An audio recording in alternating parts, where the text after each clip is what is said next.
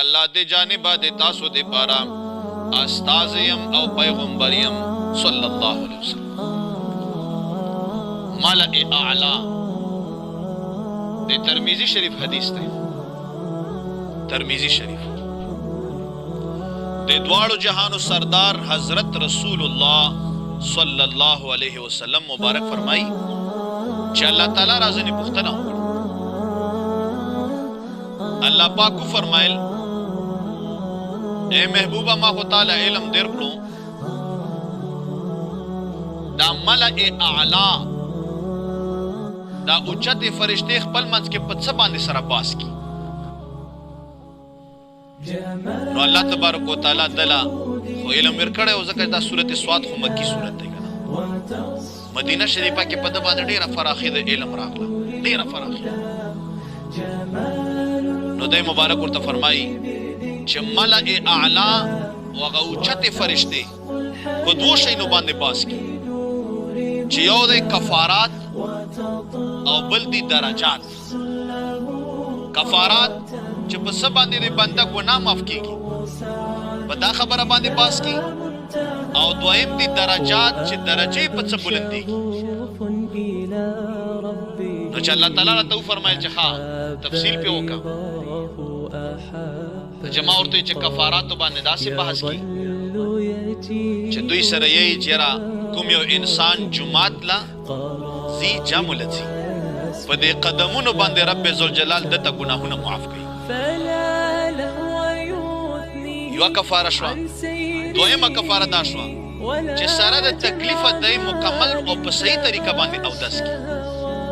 مثال په تور باندې په ژمي کې یخي او بدل لګي خو د هغه باوجود د هر اندام درې واري وي او په صحیح طریقه یې وینځي. د ګرمو بو انتظار نه کی د مانزه د ټیم د خطا کې دوی هغه کی هغه ته بیړوي چې نه خطا نشي.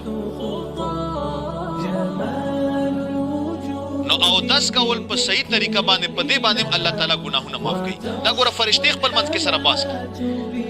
او دریم نمبر دا چې د یو مانزه په سید بل مانزه ته انتظار نه وي. ډېر دا خلک تیار په او داسه کې ګرځي او دا ډېر ښه صفت دی ځکه چې مرګ ورله راشي نو کتابو لیکلي چې دا شهیدګۍ مرګ. او دویم نمبر دا چې سړی آلریډي تیار وي مانځه ته دا اودس چې سړی وي نو مونځ بیا آسان وي.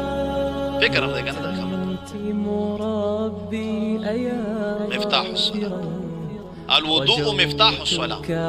دا اودس چې دی دا چابي ده د مانځه دا چابي ده د مانځه. او دویم درجاتو څنګه بحث کی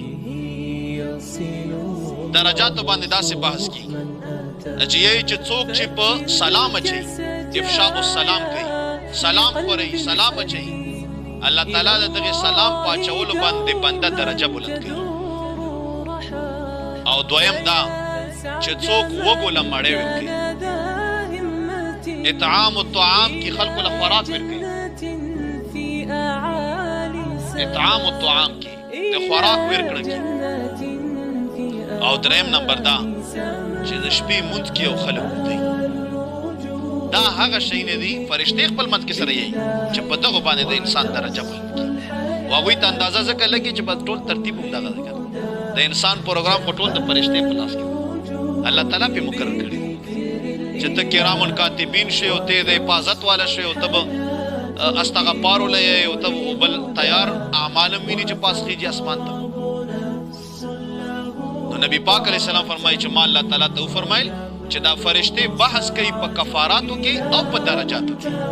نو رب ذوالجلال گناهونه معاف کا تاسو په امین وایو او رب ذوالجلال درجه مهم بلند کا امین یا رب العالمین. مخکې الله تبارک وتعالى فرمایي اذ قال ربك للملائکه